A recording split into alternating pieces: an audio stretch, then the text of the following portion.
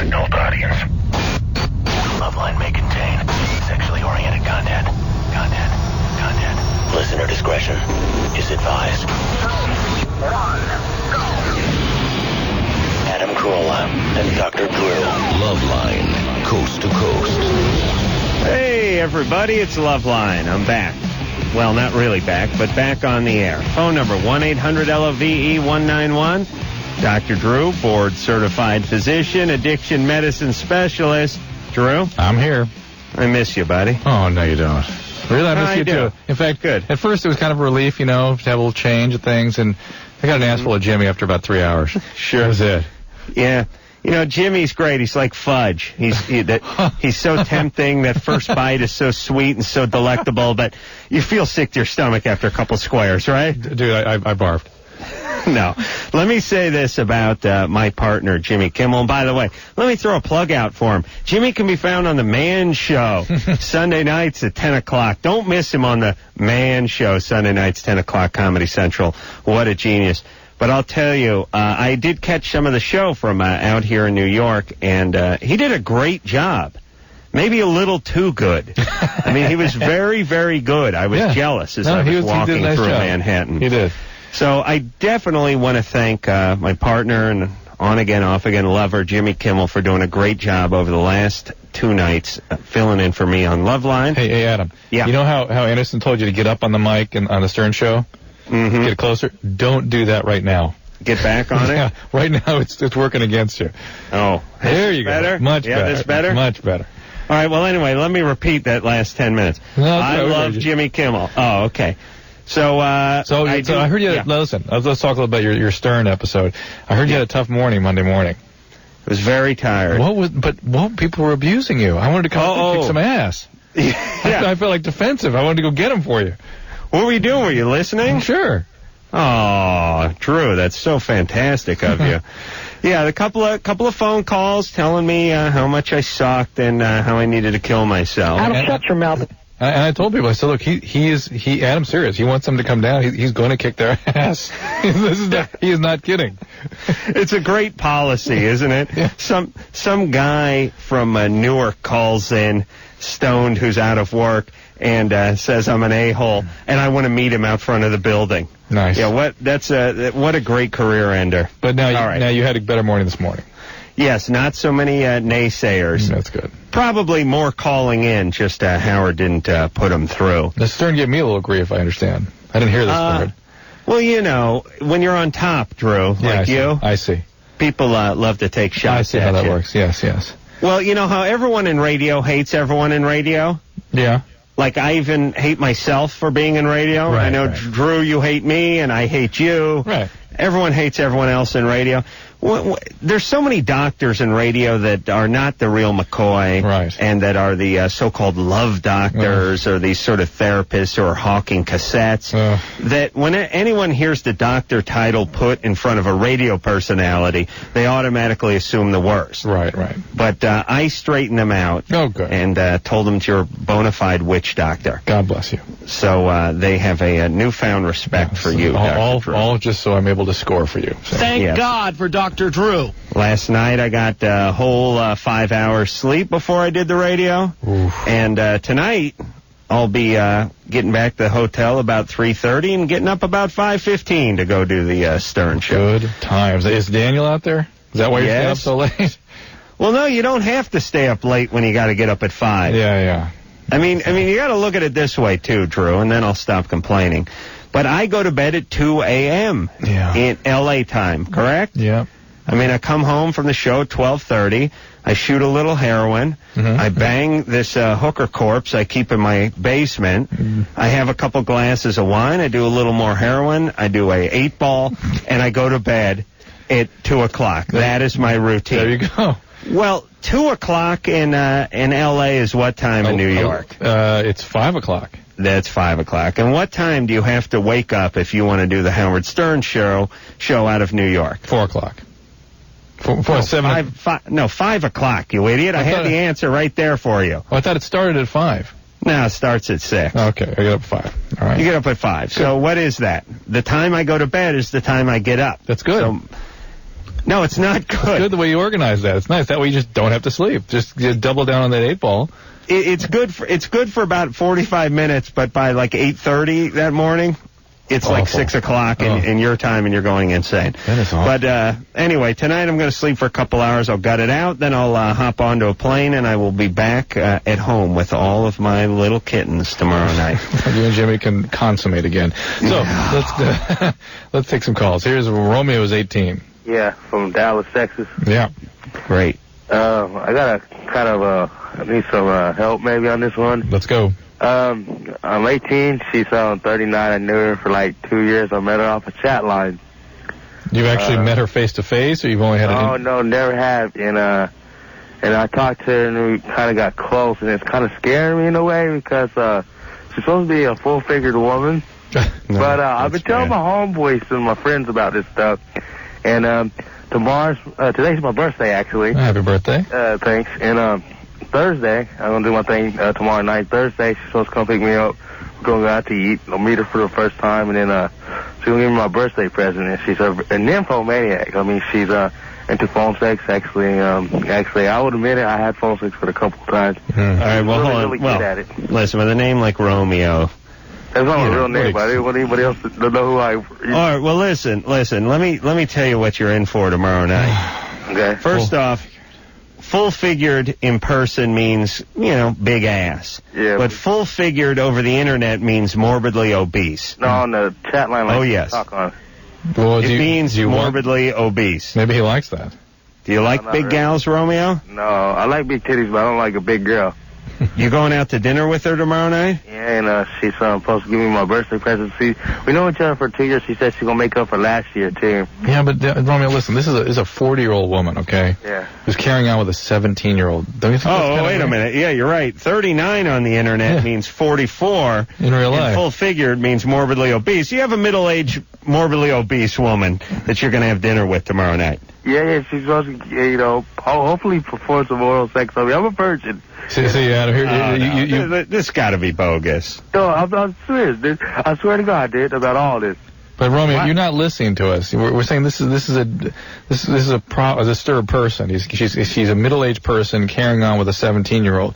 I know to you, you're the 17-year-old too. So to you, it's cool. You're anxious to get rid of your virginity. Fantastic. But she is someone who is disturbed. This could really be a problem. This is an adult behaving terribly inappropriately, and it suggests there's something more going on here. And there's other ways to lose your virginity than meeting someone in a chat room. How about just like a good old-fashioned prostitute, for Christ's sake? That would be more safe, frankly. It probably would. He kept skimming over the morbidly obese part, but I was not kidding. Yeah, I know. You label yourself full-figured on the internet, you got a serious weight problem. Here's Patrick. He's 19. Patrick? Yes. What's up? I still have feelings for my ex-girlfriend. All right. A lot of feelings. And How long ago did she break up with you? It's been a long time, and we've been keeping in contact. Hey, Patrick? Yes. How long ago did she break up with you? Welcome back to Loveline, Adam, by the way. Yeah, I forgot. Can I go now? How long ago, Patrick? Year. A year ago. And how long had you dated her? A year. Maybe a year and a half to 2. And did she break up with you? No. Why did you ask her? I'm really shy about when it comes to that. Patrick? Yes. This is Jed Clampett talking. Who doggy? Why'd you all break up with this little Dixie chicken? I don't know. I was going through one of those things. One of them stages where you just didn't want to get laid for the rest of your life? I couldn't make up my mind of what I wanted to do and all that. All righty. And why did it take you so long to change your mind? I mean, if you were interested in this girl 6 months ago, why didn't you contact her then? Well, this is the first time I heard from her a while because it's been real hectic for her. She moved out of her parents' house and I lost contact. She done contacted you? Yes. So she's interested in yous. Use all. Yous all. Because she saved my life. How's that? Put him on hold for a second. I want to take some guesses here. All right. Well, how'd she save his life? Yeah, well, let me tell you something. Because back in the day, saving your life meant jumping that in you got in a front. fiery car wreck Yes, and somebody pulled him dragged you out of a burning heap. Or there was somebody firing with firearms and she took the bullet, jumped in front of it. I'll guess he, doubled down on some Robitussin, fell on the floor and hit his head, and she called 911. I think you're giving her too much credit. I think it's more like he was just considering having a blue ball episode and was challenging him. He was going to kill himself by a scrotum sac exploding? Yes, exactly. Patrick. Yeah. What happened? How did she save your life? Well, I've known to have spells of blacking out, and I don't drink. Mm-hmm. And I was walking on the railroad tracks one night and passed out. And was she with you that night? No, I walked off by myself. She just found you on the tracks? Passed out, yes. They were looking for me, and I passed out on the railroad tracks. They drove me off where I could at least get back to normal. Patrick, where I could walk and all that. have you had this treated, these spells? I went to see a doctor, and it said was high blood pressure. No, it's not high blood pressure. Okay, you need to see a neurologist and figure out why this is happening. That's what I went to, and he said it was because of either high or low blood pressure, because I had spells at work one time, and I had to go see a neurologist. Okay, good. Well, it's not high blood pressure. It could be low blood pressure. Hey, Patrick? Yes. I'm no doctor, and I'm no conductor or engineer, but I do know this. If you're prone to passing out, you should not use train tracks as your number one mode of transportation. Command a fare. Yes. I haven't went near train tracks since. That's a good boy. All right, well, look, call her up. Yeah, call her and ask her. Well, you got nothing to lose. She may be interested for all we know. Right? Here's who could leave all that? Nikki, 20. She must have been devastated when he dropped that bomb on her and broke up with her. Nikki. Hello. What's up? I've been bleeding since the last time I had sex, and I'm kind of freaked out by it. Since the last time you had sex? The last time I had sex was Sunday. And are you supposed to be having your period now? No, I did about 2 weeks ago. Are you? Is it different than when you have your period? Yeah, it's different. Are you on the pill? Yes, I am. Is it a new pill? No. I've been on the same pill for 3 years. Are you on any other medication? No, I'm not.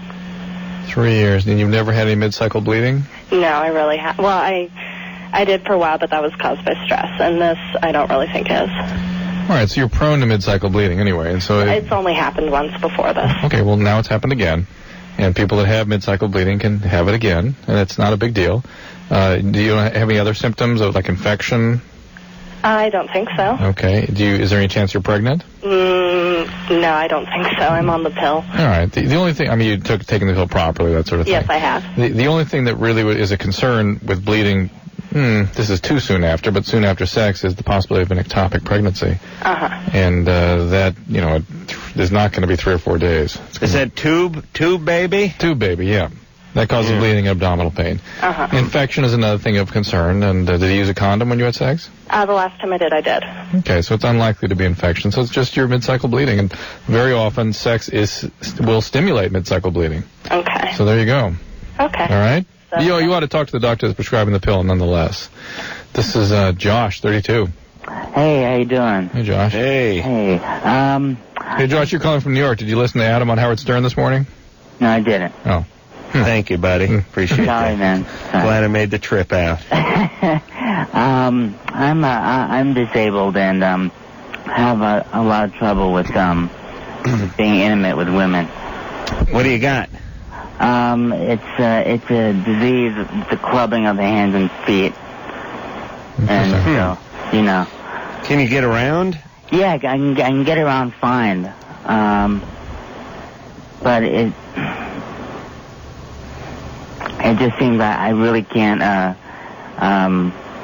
get a sort of steady, Is this because you're ashamed, or people aren't attracted, or what's the problem? I think I come on too needy. Yeah, there is that. We've always said this, Adam, haven't we? Yeah, well, girls don't. I mean, girls want a project, but they don't want the project presented to them. Right. They want to find the fixer-upper and do the work. They don't want it dropped off on their doorstep. But let me ask you about the clubbing process, because my dad had club feet, and his brother had really bad club feet. They had to, do surgeries and have them in casts when they were kids. Yeah. Have you had multiple surgeries? Yeah. Yeah. And did they fix it to some degree? Yeah, they did. I mean, I went to normal high school walk around, and you were fine, but, What do your hands look like? One is semi-straight because of surgery, and the other one is still clubbed. And club just means sort of turned in. Like if you took your, does it look like this? Like if I was doing a movie where I had to play you, let's say, and I needed a clubbed hand, would I sort of put my fingers together, not make a fist, but touch all my fingertips together and then bend my wrist in as far as I could? Basically, yes. Yeah, you curl them. I think I could pull this off, Drew. That's good. Yeah. Henry V, here you go. I look, when I'm writing, that's what I look like anyway, like a retard with the pen stuffed in there. Left-handers do that, So, Josh wants help on how to, get confidence, or where to meet people, or what are you looking for? Exactly. Well, maybe where to meet women. I don't know that this has so much to do with the clubbing aspect of your life. As his self-concept. Although, ironically, if you went to clubs, you might get laid. What do you do for a living, Josh? I'm in finance and music. What is it? Finance and music. Those do not seem like the same field to me. Yeah, I know. A drummer, and I work in investment banking. Right. And how, you sound sort of like a guy who's been beaten down by life just a little bit, Josh. Well, not really. I was just, made fun of a lot. Yeah. You seem like, not physically, but because of what you had physically, you became damaged goods emotionally, and that's what women are tuning into with him. Do you get that vibe, Drew? Yeah, because many times disability will cause people actually to rise above and to find strengths in themselves that women find actually attractive. And they can see past the clubbing or whatever it might be. But in Josh's case, it's sort of, he's become impaired. He sees himself as faulty in some way, and he needs to get past that. He needs to get out there, take some risks, and start building a sense of who he is socially. Yeah, I don't think there's any magic answer here, and I don't think it's the clubbing part that are going to, send the women running the other way. It's that sort of, help me, I'm broken. It's interesting. We normally would tell a guy that age, well, get your ass once you're feeling good at work, you feel good about yourself. But we're not telling him that, are we? No. And I don't feel that would work for him, interestingly. It's sort of an earlier injury. No, he plays the drums, and he's got a decent job. So it's not that. It's just his sort of general approach to life. Yeah. And women pick up on that. And Drew, as a guy, wouldn't you love to see some woman that just was emotionally abused her whole life that you could just go in there and cash in on? What do you mean? Do you know what I'm talking about? No, what do you mean? What a find. Oh, yeah, it's easy pickings for guys. What I mean is if a guy goes to a garage sale and he sees a Picasso and it's 99 cents, he wants it. That's right. And women go, I don't want that. No one wants that. That's why it's 99 cents. The woman sees it and goes, it must be some kind of knockoff or bad print. I don't want it. If it's 99 cents, I'm not interested. How good could it be? Or I had a girlfriend years ago who would not shop on a sale rack because that meant no one wanted it. Right. Yeah, they're good that way. That by the end of the relationship immediately. Yeah. Super Jew Drew. Yeah, no way is that going to work. Are you kidding? It's Trisha 14. Drew, you get like your vegetables from the bruised discount aisle at the supermarket and stuff, right? The ground, Adam. Just gotta dig them up. All right, first I'd like to say, Adam, my boyfriend absolutely adores you. You're his hero. And he's 12? He's 14. Nice. Good times. Good times. Yeah. Thank you. Yes, he's 14 like me. Great. My question was, I have been masturbating and recording it for him. For who? Your boyfriend? Yes, to masturbate to. So we didn't get caught because my dad's kind of a psycho freak dude. What do you mean he's a psycho freak dude? He really doesn't... Well, he made me promise not to have sex until I'm 18. Promise. It's nice that he sort of had the talk with you and told you what he would like. Oh, no, he didn't say that. He said either you promise to not have sex until you're 18 or you don't see this guy at all. I was like, okay. All right. So you record it on what? Audio tape. MP3? Audio tape. Mm-hmm. So no video? No, not yet. And what is your intention? What is this doing for him? It helps him masturbate. I see. So you're sort of this is a way of not having sex, avoiding that. Yeah. Okay. Drew, at 14, how much help did you need from an audio standpoint to beat off? Is that something you could do without an audio? I managed. Yes. And let me ask you this, Trisha. Mm-hmm. Like, at a certain point, do you stop and a chime goes off and you go, flip over tape now? And then you go back to you panting? It doesn't go that long? Oh, yeah, the most I've done is 180 minutes for him. 180 minutes. Let's see. I'm going to do my 14-year-old beat-off math. I would have came 1,700 times. So about average one every 45 seconds. Yeah, that's about right. So, hey, Tricia, wait a minute. I'm very intrigued by this. Yeah. Now, can't you just fake it? I mean, do you have to actually, like, where do you put the microphone? Well, either right between my legs or anywhere I want to. So he hears the sound of your parts? Mm-hmm. And and he then masturbates to that. Has he seen you naked? Yeah. And then does he make tapes of him masturbating and send those back to you? Mm-mm. Do you want him to? Not really. Okay. Did he ask you to do this? Yes and no. He kind of asked me, and I just said yes. Okay. When he said tape, he probably didn't mean audio tape, though. I know. Okay. Well, he could have got masking tape, so I guess he's Scotch tape. It could have been worse. Yeah, that's got to be a little disappointment. It's like, hey, babe, I'd like to see some tape of you masturbating. Oh, okay, done and done. Then she drops off a reel-to-reel. It's like you're queuing it up. But you don't need to send him repeat performances. You know what I mean? I mean, he's got plenty of material. Yeah. Okay. The 180-minute tape wasn't enough to get him through the year? He needs more than that? Well, he wants a tape for every day of the year. A different one. He wants to know. This is a weird guy thing. He wants to know that she's doing this and thinking of him and not straying, I bet. Do you talk at all, or is it just noises? Just noises. And what do you label these tapes? Oh, I don't label anything. I get through with them and I give them to him. You don't put Incubus on there and send it over to him? No. What I'm saying is, check it. If someone found the tape, what would they think? It's just a blank tape? Mm-hmm. Okay. You better be careful with that. All right. I'm glad you're thinking of creative ways to maintain your abstinence. That's the good news. This sounds doomed, though. But it sounds a little problematic. It's got some issues attached to it. Just kill yourself? Don't put yourself in a situation where, if you don't want to have sex, do not put yourself in a situation where you guys are likely to sort of get momentum going. Make sure you don't get into that situation, because you'll probably end up having sex if you're not careful. You see what I'm saying? Don't end up with your clothes off together, because you're trying to maintain abstinence, okay? Yeah. And don't let him talk you into cutting a demo. Yeah. Where you're both naked and you got the microphone up your head. And who knows if she starts videotaping where these will end up, or if they break up. I mean, this could be a really embarrassing thing for her. I will tape, the sound of my own farts and send it to Jimmy.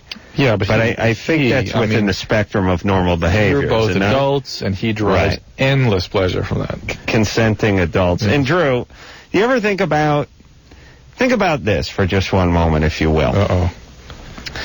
You have two sons, yes? Yes. Yes. Yes? Yes. Yes. Yes. They're beautiful lads, by the way. And I'm going to get to work on that tree house for your young daughter. God bless you and Lynette.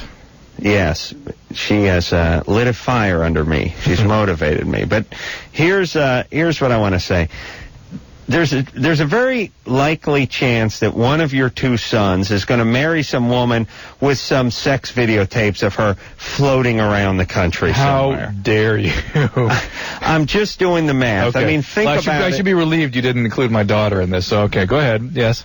I know your impulse was to go there, but thank you for not. No, it was not, because I believe she's more prudent than that and will possibly be a lesbian because of the ice skating. Okay. But I do think that with there's a video camera in each and every household in the country, is there not? Mm-hmm.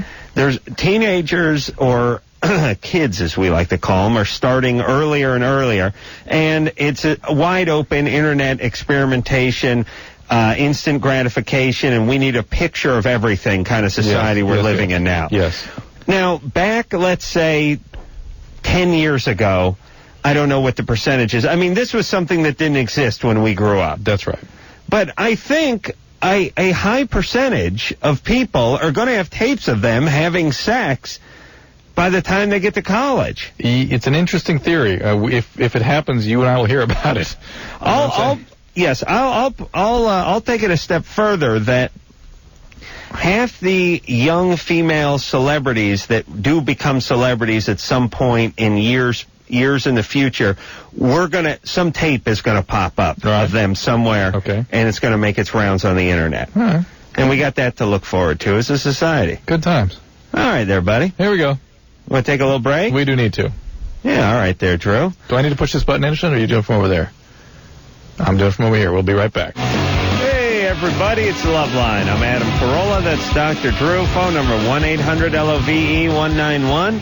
I'm out in New York for one more night. Again, I want to thank the great Jimmy Kimmel for filling in for me and doing such a great job Sunday and Monday night. And I'll be back in town and in full effect tomorrow night. Is this the first time you've been in that new CBS radio studio? The shrunken down Westwood one? Yeah. Really? Oh, no, I've been in this building before. Oh, have you? Remember it used to be on a whole floor of a skyscraper down in Times Square? Yeah. No, I've been. They've been here for a few years. Yeah, I've been here a couple of times. Hey, Adam, you know what I like about this place? What's that? I was here. Who knows? A year ago or whatever. 2 years ago. There's a guy who I marvel at, who's right across the hall, who sleeps at his desk. Yes. He's got his feet up on the table. Yeah. He looks like.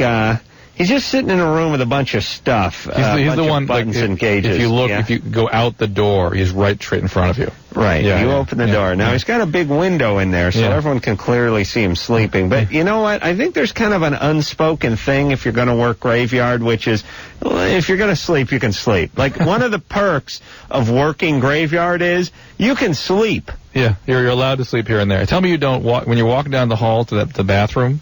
Yeah. Which I know you do that at least twice a night. I just did. What do?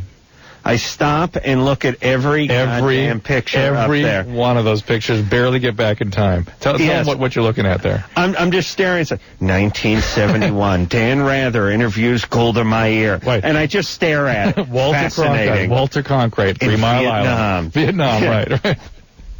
Yes, I mean, and it's just crazy. I don't know what's so exciting about seeing Dan Rather, who I don't watch on TV now, talking to Menachem Begin in 1979, but I have to stare at it. What the reason those are all up there for people that don't know where Adam is, he's in the CBS studios in New York on 59th, is it, or something? 57th. And it's you don't know this, but you're about 10 paces from Dan Rather's studio. I wandered down there one night, and he's got his own dedicated room there. That's the CBS Evening News. Wow. There it is. Yeah.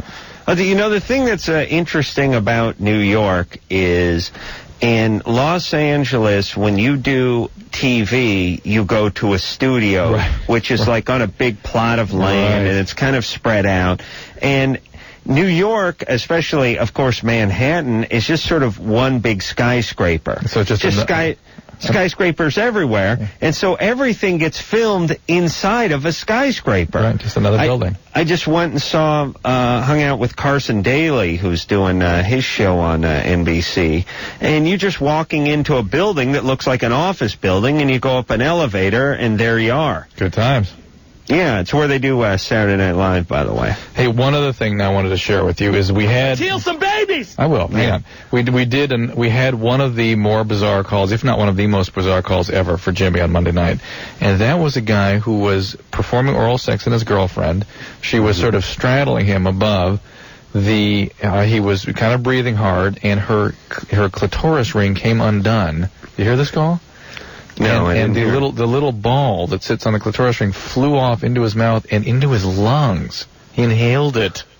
Wow. Oh my God. That's great. And it was bizarre. But now, how do you inhale something when you're choking? Like, how do you get water in your lungs? I know you're breathing, essentially trying to breathe underwater. Is that what it? Yes, you're breathing in. Your epiglottis is up and your vocal cords are open when there's something heading south. Hold on. The esophagus. The esophagus has a tube in the middle of it with a flop on it. The epiglottis. This little I can't without the charts here. I can't really show you, but it's like a lid that flops down over the tube that goes into your lungs. Well, like when they talk about going down the wrong tube. That's what they mean. Is that what they're talking about? Going into the lungs, yeah. And it ends up coming out your nose kind of thing? No, that's going back, it brings it back up to the nose. That's not connected with this tube directly. But this tube, if things get down, that's a sterile area. And if things get down, you got pneumonia. That's bad news. So, now what if you get water in your lungs a little bit? Usually young people can fight it off sometimes a little bit, but it can cause pneumonia.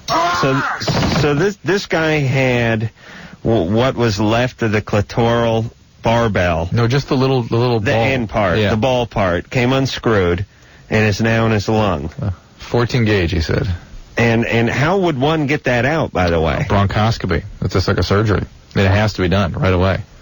And how does that work? You put people to sleep and you take a fiber optic tube and you send it down into their lungs and you have little forceps and you get it out. In the old days, would they cut the lung open? I don't even know. I guess it's hard. They may have to take out a piece of the lung in the old days. Yeah. But imagine, though, this wouldn't have happened. I mean, you're explaining to some doctor in the 50s. Yeah, the barbell that goes through the clitoris? Well, how about the Civil War or something? It's like...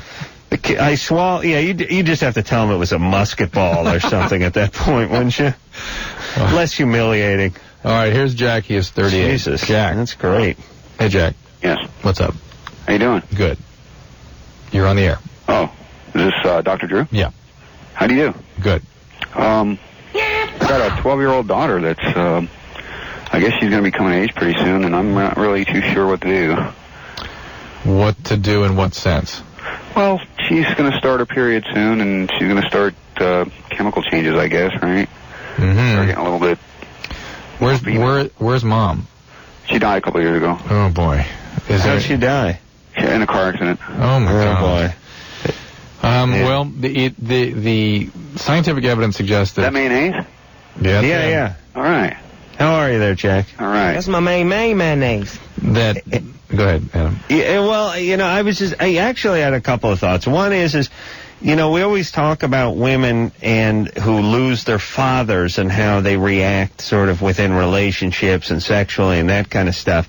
But we don't really know what happens to women who lose their mothers, do we? Well, not as predictably. In other words, we can't read it as clearly. Right. So he's got to get her on some kind of drugs, like what they give to the Russian gymnast, so she doesn't ever come into her period. She's like, she'll be 40 and not have a period, right, Drew? That's what I'm going to do. But besides that, I don't recommend that for everybody. Then she's through college already, at least. Yeah, but here's the deal. There's good evidence that you need to establish dialogue between the age of 8 and 12. Okay. And it doesn't matter what you talk about, except that eventually the things that are confusing her and that she needs answers about, you can offer her and that she feels comfortable coming to you with. So it's important that you establish that you start keep constantly going to her with open-ended questions, You know any books I can read to get a little more background? I don't know any good ones right off the top. There are tons of them. I mean, you go to any bookstore, and I really don't believe in giving a plumbing lesson. That's just too much for kids. Yeah, I don't want to do that. Yeah, it's like, what? She's going to get that in school anyway. It's absolutely true. And the health education in California is fine. But I'm satisfied with it. It'd be great if you could find a positive female role model in her life, too, that she might be more comfortable going to. Like a girls' club or something? Well, do you have any friends that are your age that she relates to? couple of guys from work that are hitting on her, if that's what you're talking about. Yeah, you need to work on that. Getting some women in her life so she can learn. You know those potty training books, like everyone poos and all that kind of stuff? There's a bunch of them like that for the sex stuff. They have like everyone bleeds. Don't they have one for chicks who are getting their periods? There is a bunch of stuff like that, really. There's a lot of books like that out there. You just go... Really? Yeah. Oh, yes. There's all kinds of stuff. What about like a family planning clinic? Maybe I can get some information there. If you want to. Now you're getting sort of overly involved. Okay. I don't want to go too far. I don't want to actually... If you have a problem, and obviously you go then, but right at this point you just want to establish rapport, establish dialogue. Yes. And get her to... You want a certain body of information communicated to her in a way that she can assimilate it, and that requires an open dialogue with you, or a positive female role model that she can start asking questions of as well. Okay. Okay? Sounds good to me. All right, good luck. All right, take care of that, Jay. You guys were wondering about cell phones and cloudy days. Yeah. Clouds 5 years ago. I was going to say it was about a year ago, Jack. Yeah, well, I listen a lot. Yeah. I've been listening for a couple of years now. You work for Qualcomm down there or something? Yes, I work for Qualcomm. Oh, how funny is that? Yeah. Hey, let me ask a couple of questions as long as we have Jack on the line. First of all, what about the cloudy day? Well, it's not going to have any effect. If you're dropping calls, it's probably a capacity issue. No, because there's nights when Adam might talk until we walk in our door every night. Which Jimmy was laughing his ass off about that. By the way, he thought it was the most pathetic thing he ever heard. Could be the handset you're using as well. But if it's 30 degrees out, we get great reception, and if it's foggy and 60, no way. It does seem to have an effect. But here's how all our conversations go. Yes, Drew and I talk on the cell phone the minute we leave the studio every night, and then till I lose reception up on the hill. You're gay. But it's always and we don't talk about the show. It's more like, what are you wearing? And then Drew says, you know what I'm wearing. You just saw me. And I'm like, well, tell me again. I forgot. And he's like, well, it's a flirty handful of chiffon. And I go, no, you're not. You were wearing a sweatshirt. And he goes, gotcha. And then there's long silence, and then we both sigh, and then I do the penny for your thoughts thing, and then I start complaining about my parents. It gets a little uncomfortable sometimes. But you wanted to ask Jack some other questions. Well, listen, Jack, I want to know why in Los Angeles, the cell phone capital of the world, I get horrible goddamn reception almost everywhere in the city. In the most trafficked areas, certainly. A lot of it has to do with the other phones that are on that will, what we call jam you. They'll get into your receiver and kick your signal right out. Well, but how much... the processor on your phone can't determine your signal, it'll drop the call. Well, how many phones are being used at 12:30 at night on a weeknight? You'd be surprised. Quite a few. The capacity volume stays up high until usually 3 or 4 in the morning. Ban the capacity. It's not going to shrink. Well, and it's a matter of service providers and who owns all the frequency bands, and then you got to talk to your congressman, and it's pretty involved. Yeah, but hold on a second there, Jack. Don't tell me that there's more phone calls going on at 12:30 at night than there is at 5:30. Oh, no. Another thing, it might be the best time to do maintenance is late at night, so they may take a few base stations down and drop your capacity level. So obviously, something is being dropped off because my phone doesn't work. It's not like, it's night and day. It works great at 4 in the morning, but it doesn't work worth ass at 5 in the afternoon. Right. It works like ass all the time. And there's major spots in the city where it just drops off. All the time. There's no coverage for your service provider. Yeah. Some places where I want to know the places where there is coverage. The intersection of the 5, the 101, the 10, and the 110. The most trafficked area in Los Angeles. Pow. Here's all I'm saying. And then when you call back, you get charged for rounds up to the minute, right? Right. Let's save the babies. All right. Well, that's where I get paid then. Every time the phone rings, I get paid. Nice. This is the biggest scam in North America because on average, every cell phone call I make... stock. Yes, it gets dropped off. I get dropped 3 or 4... Drew, when we speak every night, it gets dropped, 3 times? 3 times. Every night. Wow. And it's rounded up to every minute, every time. And I'm saying at the end of the year, it translates into 500 minutes. I want a rebate on that goddamn money. There is software, I understand, that can calculate. No, they're not interested. Someone's got to fix this. There has to be some competition. Now, listen, it's the exact same thing.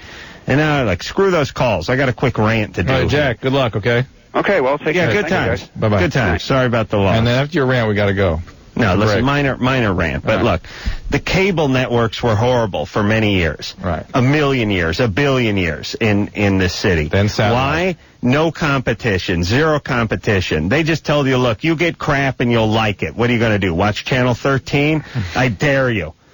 No. So you got crap. Then the satellites came in. Now, what are the cable guys doing? Just begging you to watch. Kissing your ass. Kissing consumer ass because there was some form of competition that stepped up, and now those pussies, and to me, I hope they all go under, those cable guys, because they were raping everyone for all those years. Now they expect to throw on like VH1 2 and shave 50 cents off the monthly rate, and we're all supposed to get back on board. Screw you. I hope you guys all go under. What a bunch of pussies. Thank you, Drew. Someone needs to step up in the cell phone department and do this too. And I don't know how it works, but I know it ain't working. Yeah. Someone's got to step up. Yeah. I'm going to introduce my own cell phone. There you go. The Carolla phone. Yes, I'm gonna cover myself with foil, and I'm gonna stand on top of the highest building and spin around. Carolla.com. Well, get great reception. All right, we're gonna take ourselves a little break. When we come back, we'll do a little less ranting and take a few more calls after this.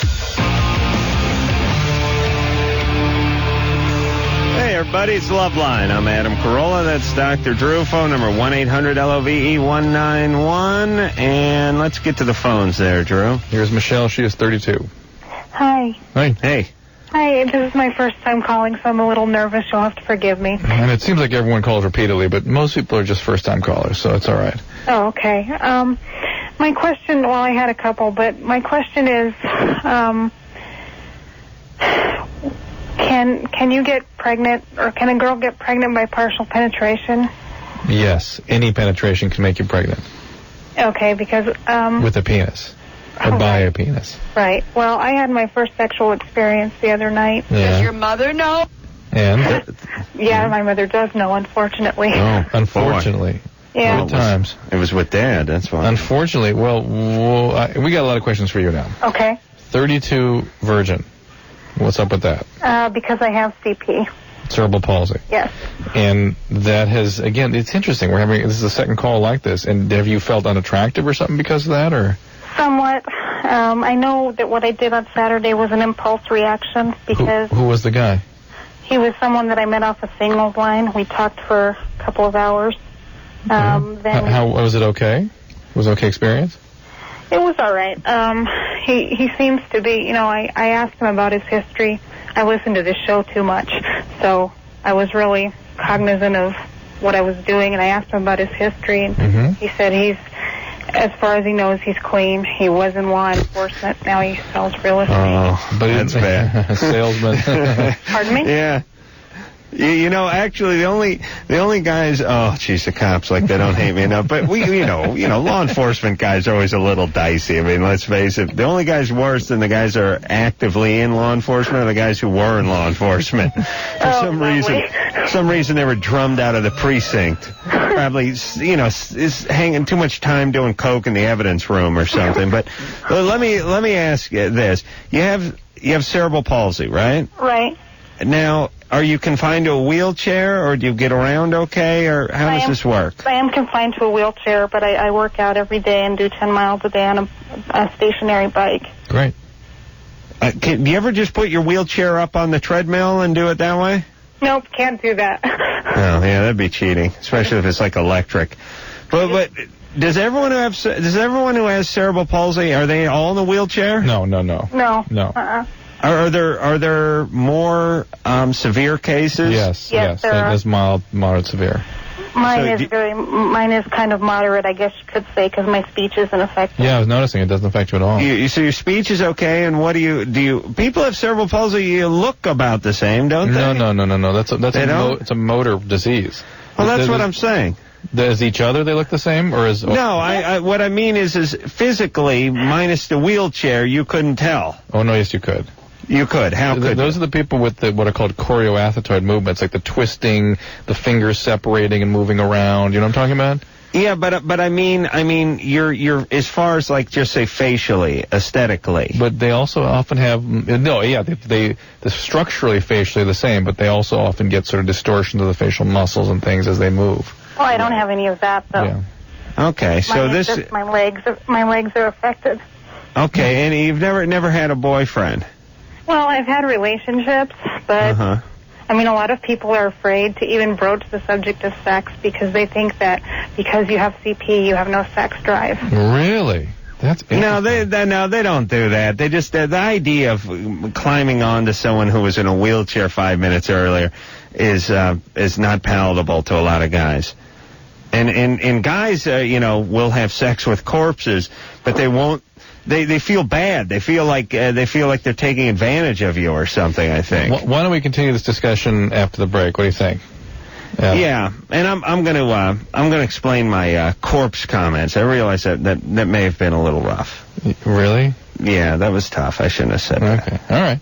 All right. Yeah. So we're going to come back with Michelle, and we're going to figure out about the partial penetration and about the cerebral palsy and all that good stuff. And I'm going to get her a date. Good.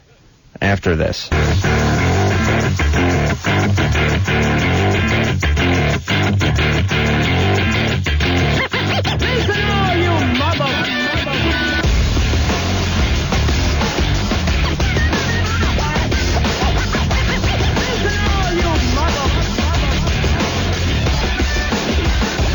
Hey, everybody.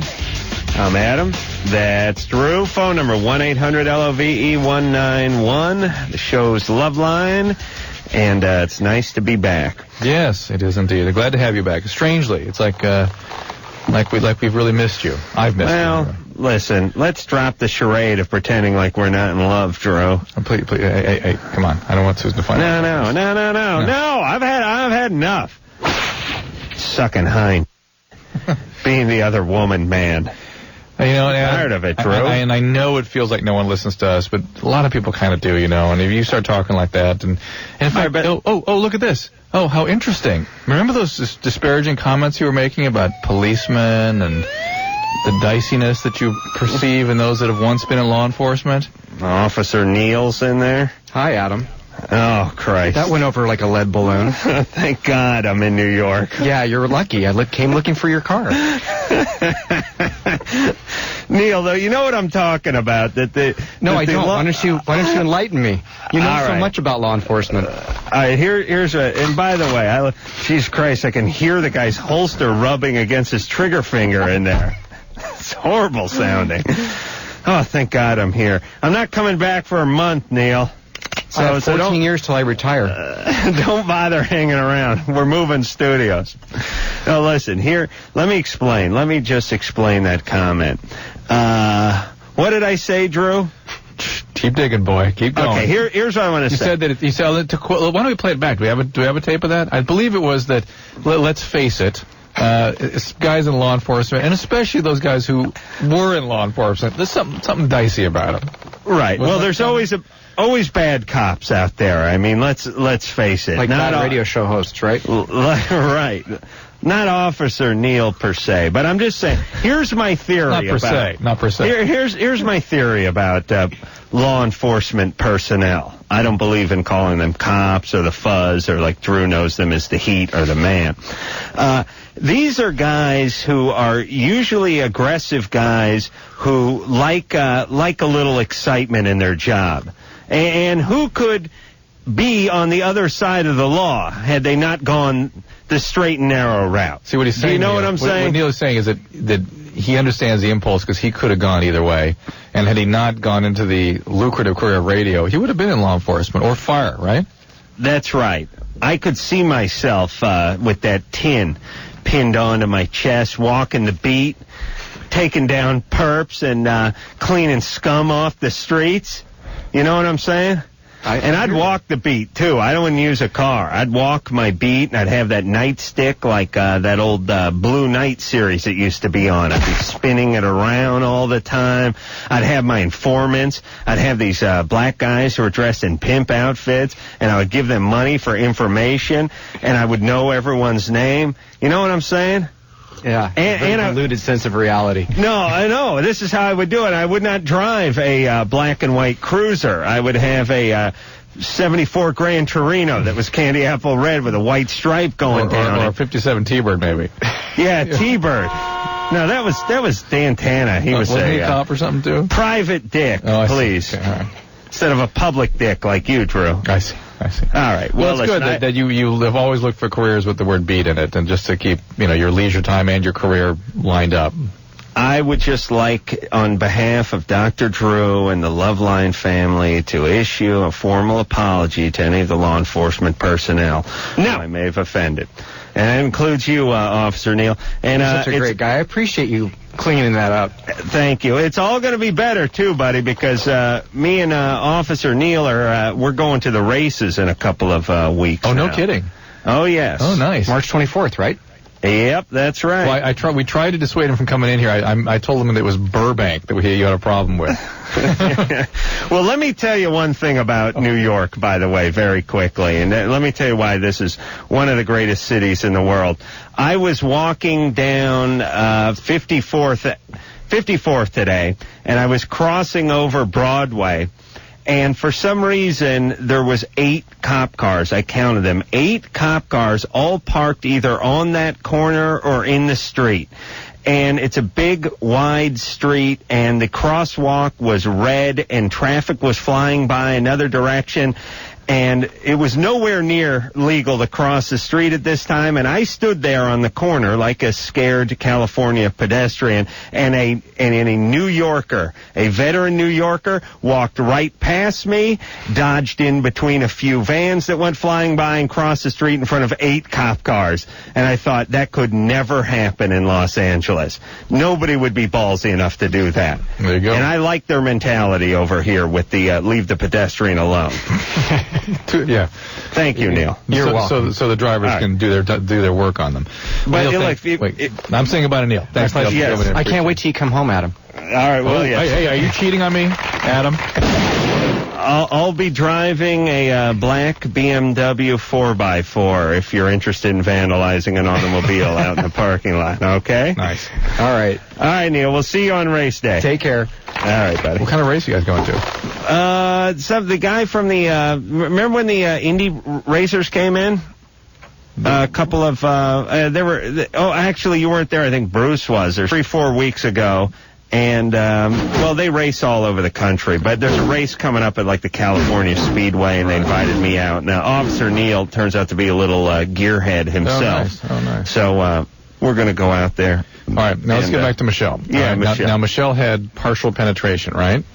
Well, I think that's what you would term it, because he was like on the outside. Michelle has cerebral palsy. She is wheelchair bound. She met a guy at a dating online or call-in service or something. Not on the internet. It's a phone service. Phone service, and then now is having conflicted feelings about this. And for some reason, your mom. Virgin. She was a virgin until last night, and for some reason, your mom knows about this.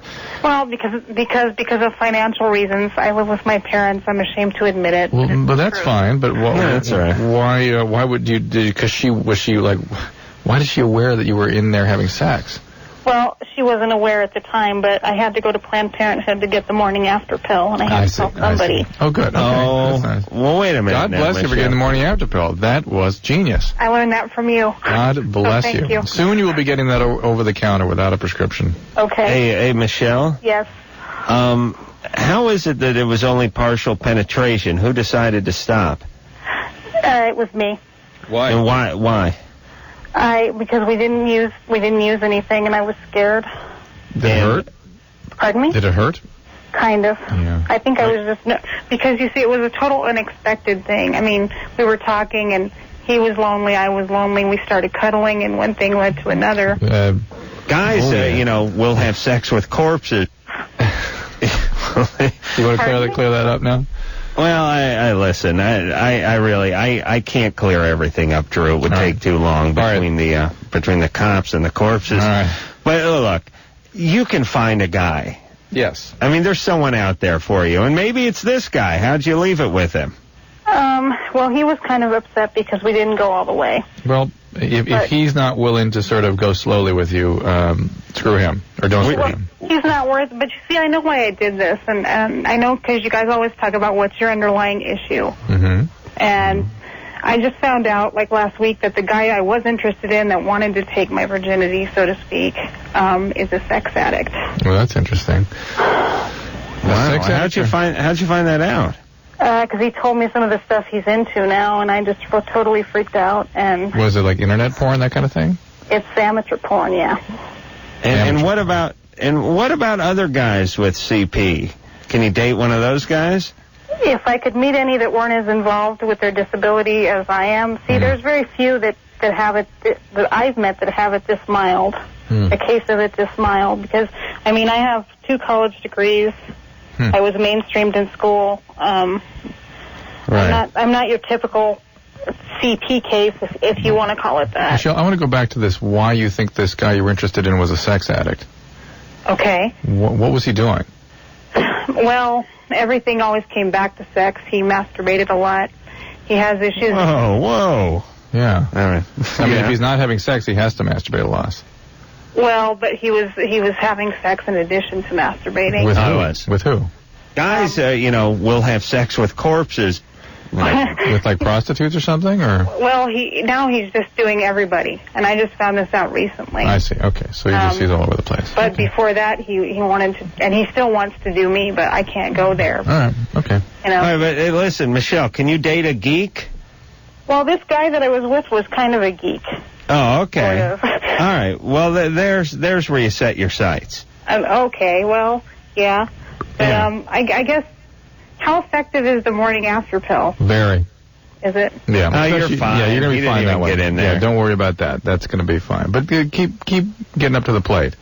But, I mean, she feels good that she's not I think she wanted to lose her virginity. Oh, of course. I think so, too. Oh, Jesus. Hold on. But what a life. You know what I mean? 32, living at home. You got some college degrees. Yeah. It's like women. Don't you think women are worse off in this situation? Yeah. I mean, I knew a guy was in a wheelchair, and he dated that Playboy model who turned into an actress, Erica Leniak. Mm-hmm. Remember her? Yeah. Drew, what are you doing now? Reading? No, I don't know exactly who you're talking about, but I remember the story. So okay. She's a super hot blonde who ended up doing these movies. She did like this that Steven Seagal movie, Under Siege, on the battleship and stuff. She was a really hot blonde, and she dated this guy I knew for like 5 years, and this guy was confined to a wheelchair. Interesting. All right, Drew, you're not paying attention. I am paying. I don't know where you're going with this. It's very interesting. All I'm saying that if the woman is in a wheelchair, she ain't dating any male models who are doing Playgirl and leading roles in movies where they're supposed to be hunks. Although, let's take you for instance. What if there was what if that blonde girl that was dating the guy in the wheelchair? What if she was in an accident and the next week was in a wheelchair? Would you date her? No, I'd nail her one more time. Okay. Just to say I got someone in a wheelchair. Before her skin started breaking down? Okay. Yeah, nice. You know what I'm talking about. I just don't, it's extra tough on a woman who has a disability. She's going to have to date some scumbag. Do you know what I mean? Yeah, you're probably right. All right. Carrie's 20. Hi. I just wanted to give you guys some words of encouragement. I know being a caller that kind of takes away what you would care about, encouragement from your callers, but I had an abortion recently, a few months ago, and instead of having the baby, and I guess my main question is I've been masturbating every day since I was about 15, and it doesn't seem like a problem, but I realize that it doesn't sound normal. No, it's normal. Okay. For a girl to masturbate every day, and she doesn't... There are many women that do that. What's it have to do with the abortion? Huh? Nothing? Well, why did you mention the abortion? Oh, just because people were calling and bashing on Adam on the Howard Stern show, and I think he's very funny, and a few years ago I may not have had the abortion. I grew up in a very fundamentalist Christian family that... Well, we're not necessarily advocating abortion. We're advocating adoption. Well, I'm all for abortion, too. Go ahead and have a kid that is going to have... Yeah, but a child but the laws have been, especially in California, are easier now to give kids up for adoption, and that's what we're encouraging. You either take the morning after pill so you don't have to have an abortion and don't ever get pregnant, or adoption. Well, I was using a condom, but you would rather me have an abortion than go ahead and have a baby. Even I would personally, I'd rather. I know this is unfair. I'm not judging you, and I'm not telling you what to do or anything. But I think I'd like to encourage people to give kids up for adoption, because there are tons of quality parents out there that would love to have these children. Wow. And to be very, very careful with their contraceptives and to use the morning after pill because that is how you prevent abortions. How about adopting the aborted fetus? Is there any? Can you do that? That's you, Adam. You have a whole collection, I'm sure. Yeah, I want a mayonnaise jar. Oh my God! Filled with formaldehyde. Mayonnaise. And it's like, honey, good news and bad news. Good news, the adoption went through. Okay, now the bad news. It was an aborted fetus. Hear me out. Hear me out. We're going to put it up on the windowsill above the sink. I'm going to put one of those avocado seeds in it, and I'll put toothpicks through it, and it'll... No, good times. Not going to work. No, and what do they do that abortion with? Is it still a vacuum? The vacuum they use? It's not. I had to get an ultrasound, which is kind of weird, but it was pretty painless. How'd they do it? Having cramps. I think they just put in one of those duck-billed things. I don't remember what they're called, sorry. And pull it out. So you got a DNC? I guess so. Okay. What's the DNC? They just go in and scrape everything out. And how far along were you? 8 weeks. Oh, okay. 7 weeks. They didn't give you the RU486 or anything like that? No, I was too far along to do that, apparently. When I went in, and within a day when I found out I was pregnant, I had it done within 2 days. I see. When does that cut off, the RU486? 6 weeks or something? I thought it was 10 weeks. No, because I would have rather have had the RU48, and I went to 46. one of the best places in Seattle. Right. All right, baby. You know, and listen, the masturbation once a day, you're just healthier in a way. I mean, that's a good thing if you can do that. Okay, that's what I was thinking, but I was no, that's fine. A lot of women can't do that, and that's all right. That's fine. All right. All right. Cool. All right, good times there, baby. Yeah, good times. All right, so we got the good time. We got the cerebral palsy. We got the caller before where the guy's wife was cleaned out in a car accident. Now we got an abortion. Who's next? Priest raped a retarded 4-year-old kid with a crucifix, or what do we got there? Ralph is 20. Oh, hey, how you doing? I had a question. If weed interacts with anesthesia, because I'm having surgery in like 2 days, I'm all freaked out. If you're a daily pot user, the anesthesiologist needs to know. Okay, I've been smoking on and off for like 6 years. You got to talk to the anesthesiologist about it. It's important on multiple levels. Okay. He needs to know in terms of your lung function and the fact that it often causes chronic bronchitis. He also needs to know that you may have withdrawal, and he has to adjust for that. So it needs to be dealt with. Okay. What are you getting done? Just taken out of my thigh, out of one of my previous surgeries, because I've had like 8 of them. For what? Cerebral palsy. I've had it like True. Did I just give you a talking to? Huh? Nothing. Ralph. Yeah. Maybe we can set Ralph and Michelle up. Hey, yeah. How about a nice 32-year-old partially penetrated, some would argue virgin, who still lives at home and has 2 degrees? Sound good? It's not that bad of a case. Actually, I walk with crutches and everything. I'm actually very lucky. Michelle, we have a 20-year-old Hesher for you. Who laughs like a woman. Huh? Who laughs like Diane Cannon. No, that was Michelle. Oh, that was Michelle? Yeah, I got her. Oh, that was her. Yeah. And on another note, you guys are doing a great service to the community and the nation, and a lot of young people need you guys. Thanks, Thanks, Ralph. Thanks. But now, Ralph, how old is Ralph? 21? 20, yeah. 20. Michelle? Michelle? Is she not there? Wasn't there? Here you are, Michelle. There she is. Go ahead, Adam. Michelle? Yes. Are you interested in Ralph? I guess not. This is an interesting night. I'm not sure she can hear me, Drew. Can you hear Adam, Michelle?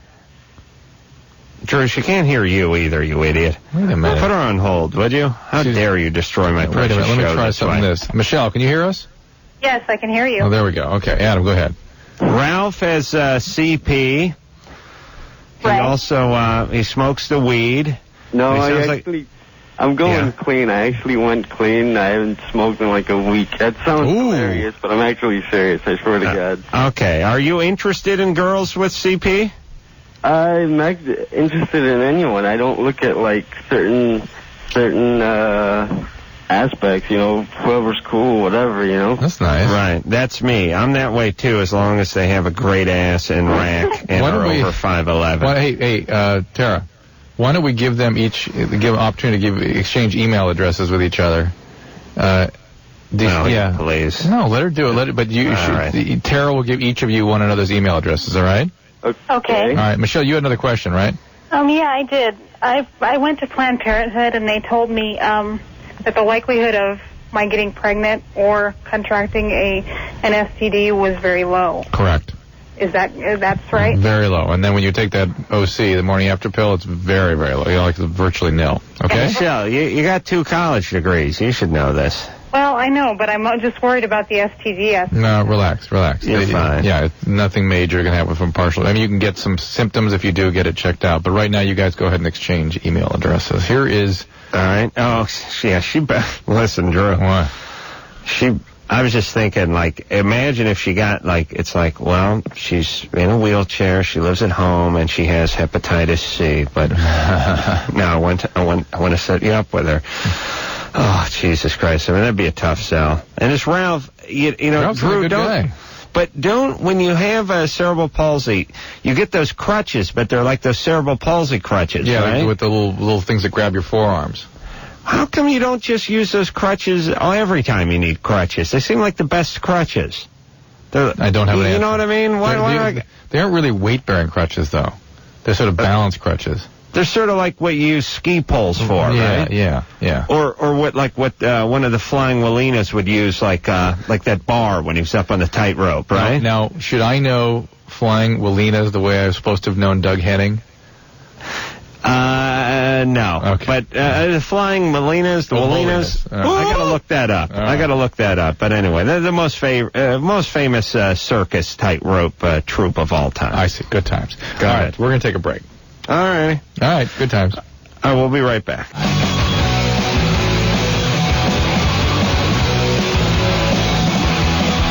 Hey, everybody. Loveline. I'm Adam Carolla. That's Dr. Drew. Phone number 1-800-LOVE-191. Just having a long conversation with my engineer Matt, out here in New York about the flying Wallinas.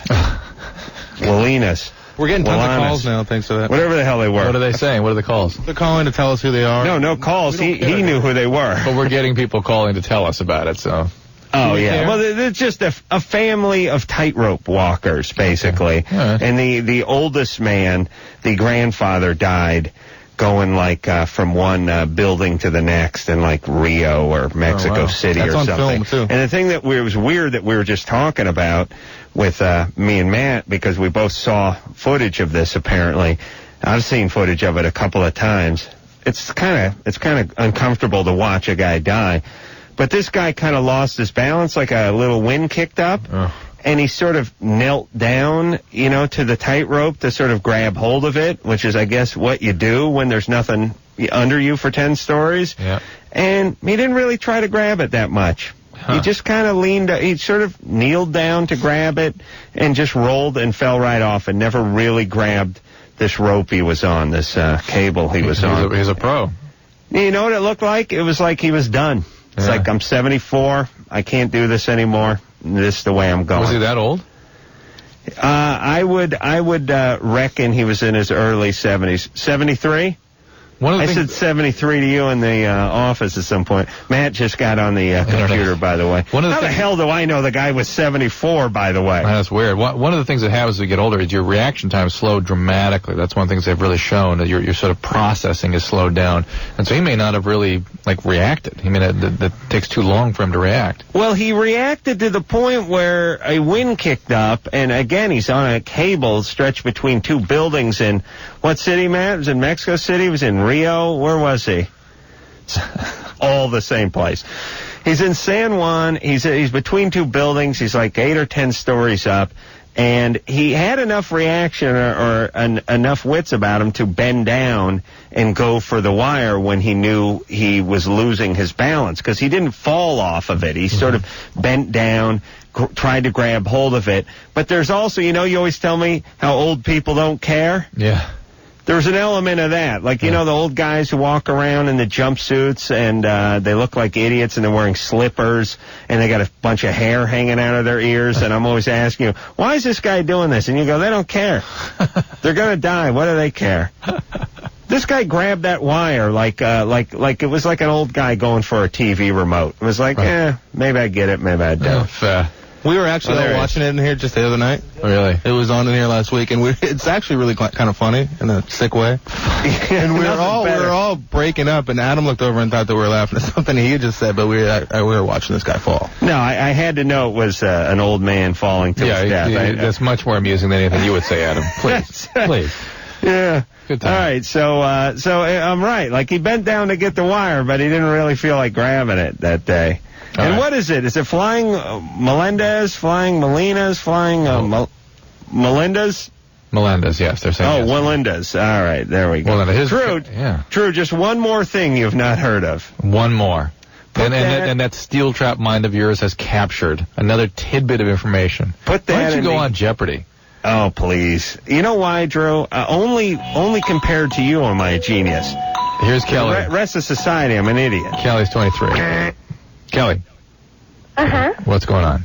Nothing. I have a question. Me and my boyfriend, we've decided to have sex on Friday, and he's talking about, like, how he really likes to eat girls out. And I know that you guys... He's quite a sweet talker, isn't he? Is this your first sexual experience? No, but I want to... What makes one sort of plan it like that? Are you going to a hotel or something? Well, we're going to drive down to Vegas. Nice. And so, I mean, I think that would be like an appropriate time and everything. How long have you been dating this guy? About 4 weeks. Okay. How old is he? He's 28. Okay. How old is Kelly? 23. All right. This guy's going insane right now. Yeah. Okay. All right. And so, anyways, I'm wondering, like, if there's anything I can do to make it more pleasant, like, Kelly. like if there's anything I can do, like, to eat or... No, Kelly, please. Adam, what can make this guy happier than what's about to happen to him? Good douching? No, come on. I mean, really, he's going to be fine, right? No matter what she does. Yeah, he'll be fine. It's pizza, right? Yeah, it's all good. Even bad pizza's good. Okay. See what we're saying? Are you what do you want to do? You going to do everything to him? I want to. Yeah. All right. Well, like, what are you asking us? No, she wants to know how to make this guy says he likes performing oral sex, and she's concerned that it should taste good for him. Yeah, I want to taste good for him. And my point is, hey, this guy is going to be so ecstatic that you're letting him do these things to you that... Yeah. Well, I mean, you're driving out to Vegas? Uh-huh. From Salt Lake City. Yeah, Salt Lake City. Oh, okay. But you're not on a moped or mule or anything. I mean, you're not going to be all soiled down there, right? No. I'll tell you. It's going to be it's going to be a fun weekend. I'll tell you what I would do, though, quite honestly. Okay. Is you would douche? No, you wouldn't? Like, is there like a strawberry one or something, something that... There's one that tastes like Bugles that just came out that I would be interested in. No, here's what I'd like you to do. Okay. You're going to wear a nice all cotton skirt with some all cotton panties. Okay. Okay, Sweet Pea, you writing this down? I got it. Well, I went and bought like a little thingy from Victoria's Secret. Very nice, very nice. Nice, it's nice? A nice cotton skirt with like a thong back panty. Guys go and take so much at him. Thong back panty. Okay. All right, but here's what I want you to do. On the ride out there, he's going to be driving, right? I want you to subtly, now don't do it in a very obvious way, but take the vent, the air conditioning vent, and guide it down toward your coochie. Okay. So that and spread your knees just a little bit, and you'll be wearing those sheer cotton panties, so that you have a nice airflow going over the vaginal region the whole trip out there. That way, when you get there and you get to the room, your vagina will be morning fresh. Maybe they could take a bath together. What I'm saying? Bath together, or something like that. Yeah, but that's a little much for the first time out. All right. Well, you'll take it afterward. Right. Right, but you want to be springtime fresh when you hit the room, and I'm saying the cotton panties with the air that's coming out of the vent system subtly directed toward your crotch will be a nice way to keep that air circulating and not to build up any stink or perspiration down there. Okay, here we go. All right, I should write a Heloise. Thank you. Write a Heloise type book, shouldn't I? Or how about just a newspaper column? You know what Ask Adam about Dear your Adam? vagina. Dear Adam. Dear Adam. Yeah, that was interesting. I'm immediately imagining one of those, you ever seen those snack packs with the Fritos and the Ruffles and the barbecue flavor? Can you imagine a douche pack like that? Bugles, sour cream and onion, Funyuns, popcorn and cheese. It would be amazing. Ranch, cheddar. There's a whole thing for you. A Triscuit. I'll tell you, most guys would be much more amped to get down there, especially during football season when guys are used to that, snacking on that kind of stuff. You just have a very Pavlovian response to it, Oh, you're just excited. You'd smell that smell of baked cheddar, and you just head right down there. They'd have to make it extra salty. You know what I could go for, too? Like a ginger snap flavored douche. Or vanilla wafer? Ooh. Vanilla wafer. Vanilla. What? Okay. All right. Please. Go ahead. I'm sickening myself here. Not that I'm disgusted, but that we should go down this road and spend a lot of time talking about these sorts of things is sort of shocking to me. It's Parker. beneath you. Thank you. Parker's 14. Hey. I'm so excited to be on the show right now. Cool. Great. Hey guys. Hey Parker. I want you to ask Parker if he might enjoy some of those snack packs, or if he has his own sort of flavor he'd like to recommend. Maybe like pizza. That's what I'm talking about. Yeah, there you go. That's not very creative. It's sort of weird going down on pizza though. Yeah. Adam. Yeah. I will. Look, I'm done with this whole premise, so I'm ready to move on. Parker, what's up? It's getting old. I'm a little crooked down there. And Dr. Drew, I know you mentioned that taking vitamin E will help that. Maybe. Yep. Yeah, or it might. Might. If it's like in my lotion that I use. Yep. Will that work? Nope. You have to take 800 units by mouth every day. You do? Yes. Shoot, but can I still use the lotion then? Hey, were you masturbating with this lotion? Yeah. Yeah, the lotion is fine. There's vitamin E in the lotion, or aloe and all that good stuff. But why aren't you taking vitamin E every day? Because it's sort of weird to ask my parents to get me vitamin E. Because why don't you probably for $10 you can go down to the pharmacy and get 300 caplets. Does it do something else so that I can say it in case they find it or something? Well, it's good for you. It's not. People say vitamin E is a good thing to take every day. It's somewhere between 400 and 800 units. I mean, for a 14-year-old, they wouldn't necessarily advocate it, but it's... Yeah, if they question you about this vitamin E, you just tell them your girlie says it makes your load taste sweet. That'll impress them. Here's what you do. Here's a reasonable vitamin protocol would be 400 units. Well, take 800 vitamin E because that's what you need for the Peronis. Take 500 to 1,000 of vitamin C. And get a good multivitamin like Stress Tab or Centrum or Theragran. And there you go. You just said, I'm taking care of myself. I'm looking after my nutrition. Okay. Is that stuff good, those multivitamins? Yeah, I mean, it's really hard to know whether they're good or not. It hasn't been proven. They're not bad. Okay? And I just came up with another good idea. They got the Flintstones stuff for the kids, right? We have the Schwanzweights? No, I just mean once you become an adult, you don't have anything. Like they have vitamins for kids, and the vitamins for adults are just vitamins. Yeah. How about ones shaped like porn stars or something, or something with an adult theme, Why lose that theme? Or instead of having them be Flintstones, have it be like the cast of NYPD Blue or something, like an adult show. So you could eat Dennis Franz or something like that. Write that down, Drew. Another one of your genius. Another one of my genius. Adult-shaped vitamins. Here's Amber. Wait, let me ask you this, Drew. 800 milligrams? Is that just 2 pills, basically? 800 units. Vitamin E comes in 400 and 800. And there's different forms of it. There's controversy about that. He can do this then. Yeah. And you know what I wanted to ask him, though? They already know he's beating off feverishly because he's going through a quart of that Nivea lotion every 3 days. Yeah. You know what I mean? I mean, look. Here he is. Here's Parker. Parker? Yeah? Where do you get your lube? Well, my family's a big lotion user, so I just snag it from the kitchen or the family room or wherever they have it.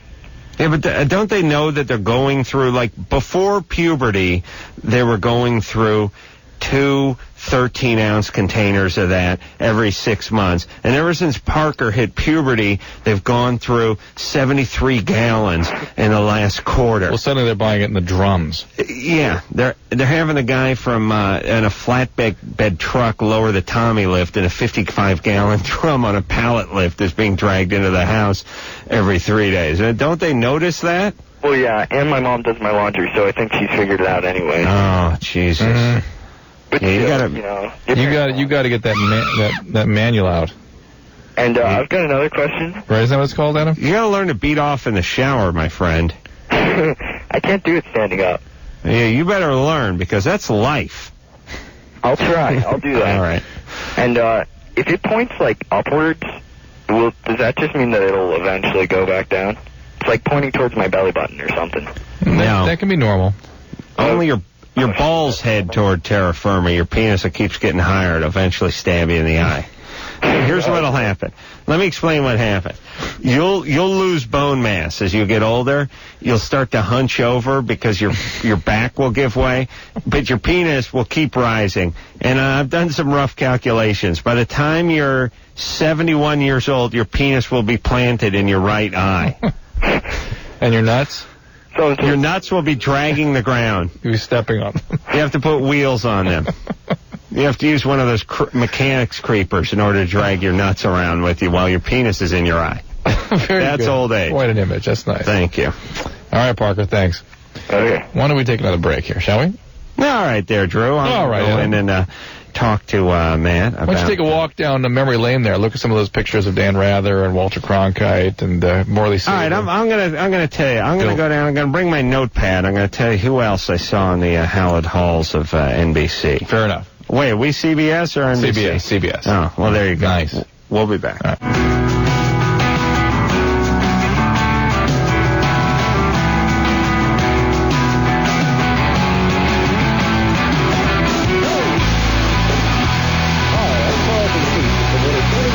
Loveline. I'm Adam Carolla. That's Dr. Drew. I'm in New York tonight. I'll be back in L.A. tomorrow doing the show from our Los Angeles studios right next to my partner and lover, Dr. Drew. Thank you. I'm at the CBS headquarters out here in New York on 57th Street, right here in Manhattan. Did you go see Dan Rather's studio there? You gotta go see it. It's pretty amazing.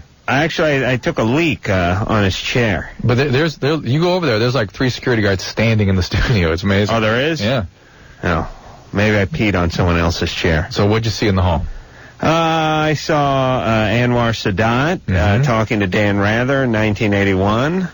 I saw Andy Rooney took a trip on the Goodyear blimp in 1996. Boy. Yeah, I'm sure, you know, everyone knows where they were. You know, it's like Kennedy being shot. You know where you were when Kennedy was shot, and to a newer generation who wasn't alive when Kennedy was shot, I think they know where they were when Andy Rooney flew over the Michigan-Ohio State game on the Goodyear blimp in 1996. Wow. Yeah, Engineer Matt over here is nodding his head feverishly. He remembers where he was. He was napping. And then let's see. Not caring. And then Yasser Arafat and Yitzhak Rabin. There's some Vietnam's pictures, right? Yeah, there's Cronkite in Vietnam, 1968 or something like that. They have to put that stuff up. Otherwise, every time Rather walked down the hall, he'd get pissed, right? I guess so. Kind of interesting, though. Yeah. There's one in a boring way. There's Bradley, what's his name? Ed Bradley? Ed Bradley, he's up there on the wall with something, was he? He's talking to Muhammad Ali. Muhammad Ali, there you go. Right. Amanda, 16. Amanda? Yes. What's going on? Well, okay. I was wondering because just recently, like the past couple weekends ago, I became like a reborn Christian, I guess you can kind of say. A couple of weeks ago? Yes, like it wasn't last weekend, but like the weekend before. And what led to that realization, to that conversion? I went to a camp with my best friend. Mm-hmm. It was a Christian camp, and though I was a believer, the camp like was really deep, and it kind of like, I guess you can kind of say like I felt it, you know, like rekindled it, huh? Yeah, And so I totally decided to rededicate myself because nice. Right. I've been to one of those camps. You did? What went wrong? Well, they do. God, they're probably still wringing their hands of, that Carolla was 20 years ago. It's like a regular camp. They got, lanyard making and canoeing and brainwashing at 3. Yeah, it's a regular curriculum. Yeah. I have a personal relationship with Jesus Christ. Okay, Amanda. Well, okay. The thing is that, my best friend brought me into that in the very beginning, and then I decided to become one out of nowhere. And so now it's like... Well, turn the radio down, will you? Yeah, I just did that. Okay, well... Hey, hold on. Put her on hold for a second. Let me ask you a hypothetical, Drew. Yeah. The average born-again Christian, how much lower is the IQ of the average born-again? Somehow I knew that was coming. Is it 50 points, or would you say it's closer to 75? I don't know. Seriously, you know what I'm talking about. Wait a minute. Where is she? Here's average Jew IQ versus average born-again Christian. I got to say at least 50. At least 50 in there, right? Good times. That means he agrees. Amanda. Go ahead. Mm-hmm. Go ahead there, Amanda. Okay, well, the thing is that I just recently became one, and the thing is before I was doing all that, I was masturbating, and since I became a reborn Christian, I totally wanted to follow the guidelines that I guess the Bible has. The Bible doesn't want you to masturbate? Well, no. It doesn't? What is it? Does it allude to that at all? What do you mean? Where does it say Ishmael? Does it say that? Yeah. Well, it's because you shouldn't have any kind of sexual feeling. Where does it say that? It's in there somewhere. Amanda, you ought to examine what's in there before you start. It's fine that you're doing this. That's fine. I commend you. I didn't necessarily see this for myself, but it has been told to me, and sure. it's like a bunch of other things that are totally against what I personally think. And it's I don't know if I should follow the Bible or what I think. The Bible even says that... Why don't you integrate why don't you use your own head, read what's in the Bible, and just integrate it into your own belief system in a way that's really yours? But if you're good at that, you can kill people and stuff and still sleep like a baby. A lot of people do that. Well, sure, if you can work it out. I'm not saying the eye for the eye thing and everything. Listen, here's the only logical sort of scientific way to figure this out is you got to put the Bible down on a coffee table, and then you have to put a pair of soiled panties down on the same coffee table on the other side adjacent from the Bible. Then you take your vibrator or dildo and you spin it around. Okay. Now, God will control the outcome of this experiment. If there is a God, he will make sure that the dildo points toward the Bible, in which case you must stop masturbating and quickly destroy the dildo. Those letters. If it points toward the panties, well, this is just good science. To Adam Carolla. Oh, please. You are a man of science, Drew. I cannot believe you're not backing me on this double blind. All right, listen, Amanda, I think it's great that you recommitted to your faith. I think it's great if it helps you contain sexual feelings that you're having trouble containing. There's nothing... I wish you wouldn't judge your own biological functioning or feel there's something wrong with it. It's great to be able to contain and master it. But integrate this in a way that's really yours, okay? That's enough out of you. You're going to heaven. Don't worry about it. You go ahead and masturbate. You'll still get into heaven, okay? Fine. Megan, 17. Hello. Hi. How are you guys doing tonight? Good. All right. Good. I'm nervous. All right, baby. Hurry it up now. I got to get some sleep. A nervous laugh. Yeah. Okay, well, my boyfriend and I have been together for 5 months, and I just moved in with him. At 17, how old is he? He's 20, or not 20, he's 19. All right. And first night we moved in, his best friend is his roommate, and I ended up kissing his best friend. And, I'm really attracted to his best friend. I mean, I still love my boyfriend and all. He doesn't really seem to get the fact that humans, it's like a natural impulse. You're attracted to other people. Megan, what is up with your boundaries? I don't know. I was like, I didn't even mean for it to happen. I mean, we're watching anime. Yeah, but you're somehow surprised that he'd be upset by this? No, I wasn't surprised. I wasn't. I knew he'd be upset, but he cheated on me like when we first got together. Oh, all right, payback time. Payback. No, yeah. it wasn't payback. Yeah. It wasn't payback because the thing is I've had chances to cheat on him. Yeah, but not with his best friend roommate right in front of him. No, it wasn't. That's finally the opportunity of a lifetime. You got it. No, I didn't mean for it. It was weird. I told him, I'm like, I've had so many. I didn't mean for it. It doesn't make any sense at all. If you didn't mean it, you don't do it. Well, I mean, and the thing is like, I want to be friends with his roommate still, but I don't. Yeah. I don't know if I should because I want to save my relationship. I really love my boyfriend. Well, I don't think you should be living with your boyfriend, frankly. You don't think you No, it's a big you're mistake. 17. You couldn't handle rabbits at this point. Forget about living with a guy. You're a mess, baby. And where was your boyfriend when you made out with this guy? At work. No, Oh, man. you're gonna end up having sex with that guy. How did he find out? I wouldn't. I told him because I felt really guilty about it. Oh, no, you didn't tell him because you felt guilty. It was payback time. No, it wasn't payback. Oh, please. You were more transparent than saran wrap, for Christ's sake. Jesus. I mean, here she is. She goes, well, he screwed around on me early on, but I was over it. Yeah, she brings that up first thing. Oh, yeah. She was over it. Yeah. That's why she then made out with this guy and then told him. And the poor roommate was like, he would have killed her had he known she was going to say anything. He just did the math. It's like, sure, why is she going to want to know?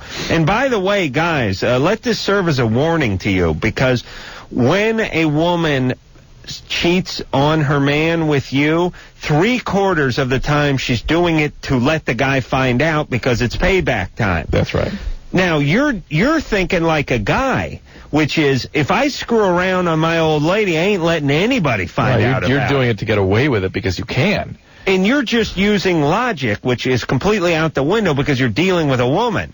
But you using logic are saying, why would she, on God's green earth, even consider telling her boyfriend that she made out with me?